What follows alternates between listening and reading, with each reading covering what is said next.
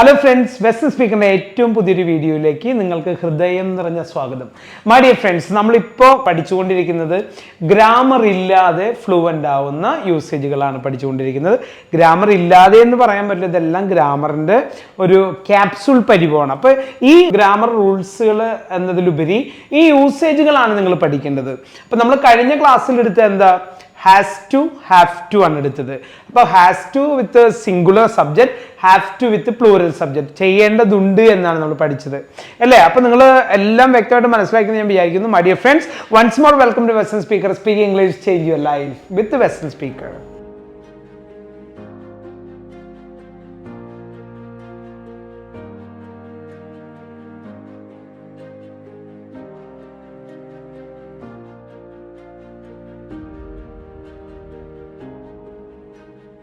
അപ്പോൾ കഴിഞ്ഞ ക്ലാസ്സിൽ നമ്മൾ പഠിച്ചത് എന്താ, ഹാസ് ടു ആൻഡ് ഹാവ് ടുവിനെ കുറിച്ചാണ് പഠിച്ചത്. അതിൻ്റെ അർത്ഥം എന്താണ്, ചെയ്യേണ്ടത് ഉണ്ട് എന്നാണ്. സിംഗുലർ ഫോം ആയിട്ടുള്ള ഹാസ് ടു വരുമ്പോൾ ഹി, ഷീ, ഇറ്റ്, എവരിബഡിയാണ് ഉപയോഗിക്കുന്നത്. അയ്യോ ദേവി വരുമ്പോൾ ഹാവ് ടു ആണ് ഉപയോഗിക്കുന്നത്. ആ ഒരു പ്രവൃത്തി ചെയ്യേണ്ടതുണ്ടായിരുന്നു. ഇന്ന് നമ്മൾ പഠിക്കാൻ പോകുന്ന അതിൻ്റെ പാസ്റ്റ് ആണ്. പാസ്റ്റ് എന്ന് പറഞ്ഞു കഴിഞ്ഞാൽ നമുക്കറിയാലോ, ഹാസ് ഹാവിൻ്റെ പാസ്റ്റ് ആണ് ഹാഡ്. അപ്പം ഹാഡ് ടു എന്നാണ് നമ്മൾ പഠിക്കാൻ പോണത്.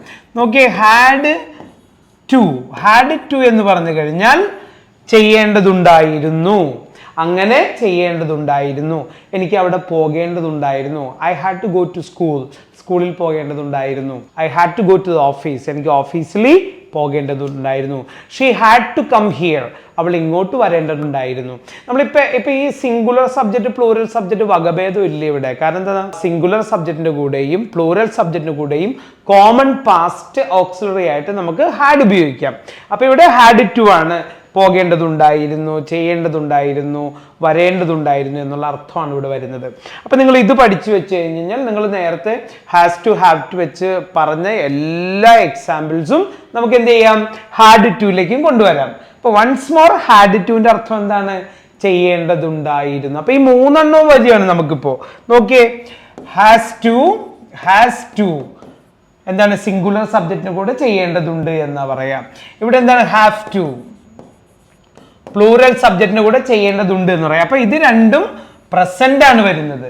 ഇനി ഹാഡ് ടു വരുമ്പോ എന്താ, പാസ്റ്റ് ആണ് വരുന്നത്. ചെയ്യേണ്ടതുണ്ടായിരുന്നു, എനിക്ക് ഹോസ്പിറ്റലിൽ പോകേണ്ടതുണ്ടായിരുന്നു, അവൾ ഇങ്ങോട്ട് വരേണ്ടതുണ്ടായിരുന്നു എന്നൊക്കെ പറയുമ്പോൾ എനിക്ക് ആ ഡോക്യുമെന്റ്സ് സൈൻ ചെയ്യേണ്ടതുണ്ടായിരുന്നു, മീൻസ് ചെയ്തു എന്നാ പറയാ. ഇത് വ്യക്തമായിട്ട് നിങ്ങൾ മനസ്സിലാക്കുക. അതേപോലെ തന്നെ എന്താണ്, നമുക്കിത് രണ്ട് തരത്തിൽ നമ്മൾ പറഞ്ഞ പോലെ, അതേപോലെ തന്നെ നമുക്കിത് എന്താണ്, 4 തരത്തിലേക്ക് നമുക്ക് കൺവേർട്ട് ചെയ്യാം അല്ലേ, ഹാഡ് ടു. അപ്പൊ ഹാഡ് ടു കൺവേർട്ട് ചെയ്യുമ്പോൾ വ്യത്യാസം വരുന്നുണ്ട് സെന്റൻസിൽ. ചെയ്യേണ്ടതുണ്ടായിരുന്നു പോസിറ്റീവ് സ്റ്റേറ്റ്മെന്റ്, ചെയ്യേണ്ടതുണ്ടായിരുന്നില്ല നെഗറ്റീവ് സ്റ്റേറ്റ്മെന്റ്, ചെയ്യേണ്ടതുണ്ടായിരുന്നോ പോസിറ്റീവ് സ്റ്റേറ്റ്മെന്റ്, ചെയ്യേണ്ടതുണ്ടായിരുന്നില്ലേ നെഗറ്റീവ് ക്വസ്റ്റ്യൻ. അപ്പോൾ നമുക്ക് ആ എക്സാമ്പിളിലേക്ക് പോവാം. അപ്പോൾ ഒന്നുകൂടി നമുക്ക് നോക്കാം. Positive statement, negative statement, positive question, negative question നോക്കാം നമുക്ക്. അപ്പോൾ പോസിറ്റീവ് സ്റ്റേറ്റ്മെന്റ് എന്ന് പറഞ്ഞു കഴിഞ്ഞാൽ അങ്ങനെ ചെയ്യേണ്ടതുണ്ടായിരുന്നു, ചെയ്തു എന്നാ പറയാ, റൈറ്റ്? അവിടെയാണ് നമ്മൾ ഇതിന്റെ അർത്ഥം മനസ്സിലാക്കേണ്ടത്. ഇവിടെ വരുമ്പോ എന്താ, നെഗറ്റീവ് സ്റ്റേറ്റ്മെന്റ്, ചെയ്യേണ്ടതുണ്ടായിരുന്നില്ല. ഇപ്പോ നമ്മുടെ ചേട്ടൻ ട്രിവാൻഡ്രം പോയിട്ട് 2 ദിവസം അവിടെ നിൽക്കുമെന്നും പറഞ്ഞിട്ടാണ് അദ്ദേഹം പോയത്. പക്ഷേ പോയ അന്ന് തന്നെ തിരിച്ചു പോന്നു. അപ്പൊ നമ്മൾ ചോദിക്കില്ല, ചേട്ടൻ എന്താ അവിടെ നിൽക്കുന്നു പറഞ്ഞിട്ട് പോയിട്ട് എന്താ പറ്റിയെന്ന് നോക്കുമ്പോൾ അവിടെ നിൽക്കേണ്ടതൊന്നും ഉണ്ടായിരുന്നില്ല, മീറ്റിംഗ് കഴിഞ്ഞപ്പോൾ ഞാൻ അപ്പം തന്നെ പോന്നു എന്ന് പറയില്ലേ.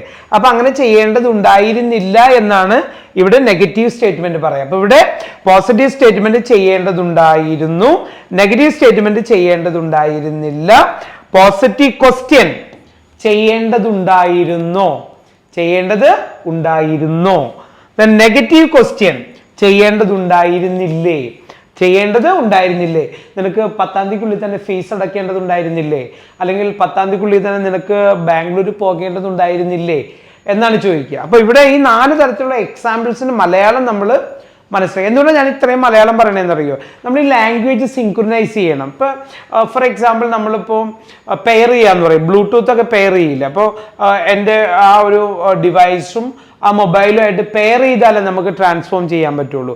അതേപോലെ തന്നെ മലയാളവും ഇംഗ്ലീഷുമായിട്ട് പെയർ ചെയ്യണം.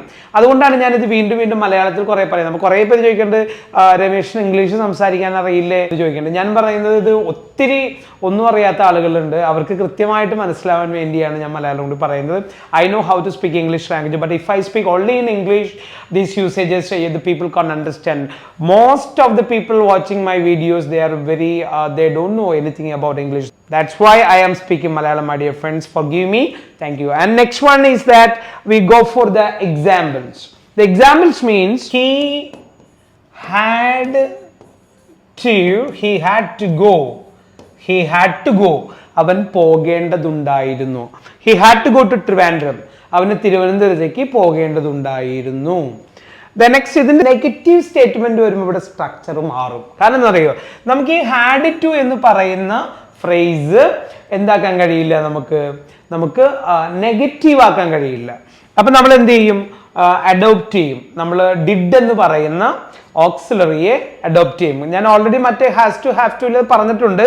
പാസ്റ്റ് വരുമ്പോൾ എന്ത് സംഭവിക്കുക, ഡിഡ് ആണ് നമ്മൾ അഡോപ്റ്റ് ചെയ്യുക. അപ്പോൾ he didn't have to go. അപ്പൊ എന്ത് സംഭവിക്കും, ഈ ഹാഡ് ടു എന്നുള്ളത് ഹാവ് ടു, കാരണം ഇവിടെ പാസ്റ്റ് വരുമ്പോൾ വീണ്ടും ഇത് പാസ്റ്റ് ആക്കേണ്ട ആവശ്യമില്ല. അപ്പൊ അതുകൊണ്ടാണ് he didn't have to go, അവൻ പോകേണ്ടതുണ്ടായിരുന്നില്ല. അപ്പോ he had to go, അവൻ പോകേണ്ടതുണ്ടായിരുന്നു. he didn't have to go, അവൻ പോകേണ്ടതുണ്ടായിരുന്നില്ല എന്ന് പറയാം നമുക്ക്. അടുത്ത എന്താ, ഇനി ക്വസ്റ്റ്യൻ ആണ് വരിക. അപ്പൊ നമ്മൾ എന്ത് ചെയ്യും, ഈ ഡിഡ് ഫ്രണ്ടിൽ വരും. Did he have to go. ശരിക്കും പറഞ്ഞു കഴിഞ്ഞാൽ ഈ ഹാവ് ടു ആണ് മെയിൻ സാധനം. ഹാവ് ടു ആണ് മെയിൻ യൂസേജ്. ഹാവ് ടുവിന്റെ സിംഗുലർ ഫോം ആണ് ഹാസ് ടു. ഹാസ് ടു വരുമ്പോൾ സിംഗുലർ സബ്ജക്റ്റ് ഉപയോഗിക്കുന്നു. ഹാവ് ടു ആണ് മെയിൻ. അപ്പൊ സബ്സ്റ്റിറ്റ്യൂട്ട് ആയിട്ട് എല്ലായിടത്തും ഹാവ് ടു തന്നെ വരും. ഇവിടെ ഹാവ് ടു വന്നു, മറ്റിടത്തും ഹാസ് ടുവിന്റെ അവിടെ നെഗറ്റീവ് സ്റ്റേറ്റ് വന്നപ്പോൾ ഹാവ് ടു വന്നു. പക്ഷെ അവിടെ സിംഗുലർ ആണെന്ന് കാണിക്കാൻ ഡസ് ഉപയോഗിച്ചു അല്ലേ. ഇവിടെ വരുമ്പോൾ പാസ്റ്റ് ആണെന്ന് കാണിക്കാൻ നമ്മൾ ഡിഡ് ഉപയോഗിക്കുന്നു. അപ്പൊ അങ്ങനെയാണ് ആ എക്സാമ്പിൾ ക്രിയേറ്റ് ചെയ്യുന്ന ഒരു സ്ട്രക്ചർ വരുന്നത്. എല്ലാവരും ചോദിക്കുക എന്ത് ഹാവ് ടു ഹാവന്റ് ടു ആക്കാൻ പാടില്ല എന്ന്. അതൊരിക്കലും അങ്ങനെ ആക്കാറില്ല, അങ്ങനെ ആക്കാനും പാടില്ല ഇവിടെ. അപ്പോ did he have to go, അവൻ പോകേണ്ടതുണ്ടായിരുന്നോ, അവൻ പോകേണ്ടി വന്നിരുന്നോ എന്നൊക്കെ ചോദിക്കാം നമുക്ക്. ദ നെക്സ്റ്റ് വൺ ഡിഡിൻറ്റ്, അത് നെഗറ്റീവ് ക്വസ്റ്റ്യൻ ആണ്. Didn't he have to go, അവൻ പോകേണ്ടതുണ്ടായിരുന്നില്ലേ, ഇതാണ് അർത്ഥം വരിക. വളരെ എളുപ്പമാണ് ശരിക്കും പറഞ്ഞു കഴിഞ്ഞാൽ. നിങ്ങൾ ഇത് തന്നെ വെച്ചിട്ട് ഇത് ഏത് സബ്ജക്റ്റും വരാം കേട്ടോ. ഏത് സബ്ജക്റ്റ് വന്നാലും ഇതേപോലെ തന്നെ വരും. അപ്പോൾ ദേ ഹാഡ് ടു ഗോ, അവർ പോകേണ്ടതുണ്ടായിരുന്നു. They didn't have to go, അവർക്ക് പോകേണ്ടതുണ്ടായിരുന്നില്ല. Did they have to go, അവർക്ക് പോകേണ്ടതുണ്ടായിരുന്നോ. Didn't they have to go, അവർക്ക് പോകേണ്ടതുണ്ടായിരുന്നില്ലേ. ഇങ്ങനെ വരുന്ന യൂസേജ് ആണ്. അപ്പൊ ഹാഡ് ടു എന്ന് പറയുന്നത് ഈ ഹാസ് ടു ഹാവ് ടു എന്ന് പറയുന്ന നമ്മൾ പറഞ്ഞ പ്രസന്റ് പാസ്റ്റ് ഫ്യൂച്ചർ എന്ന് പറയുന്ന സ്ട്രക്ചറിലൊന്നും വരാത്ത അങ്ങനെ കുറേ യൂസേജുകളുണ്ട്. അപ്പൊ നമ്മൾ ഈ വെസ്റ്റേൺ സ്പീക്കറിലെ ആ യൂസേജുകളാണ് നിങ്ങൾ പരിചയപ്പെടുത്തുന്നത്. My dear friends, speak English, change your life. Video ഇഷ്ടപ്പെട്ട് കഴിഞ്ഞാൽ നിങ്ങൾ കമന്റ് ചെയ്യാൻ മറക്കരുത്, ലൈക്ക് ചെയ്യാൻ മറക്കരുത്, നിങ്ങളുടെ ഫ്രണ്ട്സിനൊക്കെ അയച്ചു കൊടുക്കുക, ഷെയർ ചെയ്ത് കൊടുക്കുക. മൈ ഡിയർ ഫ്രണ്ട്സ്, ഇതുവരെയായിട്ട് നിങ്ങൾ ഈ ചാനൽ സബ്സ്ക്രൈബ് ചെയ്തില്ലെങ്കിൽ സബ്സ്ക്രൈബ് ചെയ്യാൻ മറക്കരുത്. നിങ്ങളുടെ വിലയേറിയ അഭിപ്രായങ്ങൾ വേണം. Thank you very much. God bless you. Everybody can speak English. The Western Speaker, Palarivattom.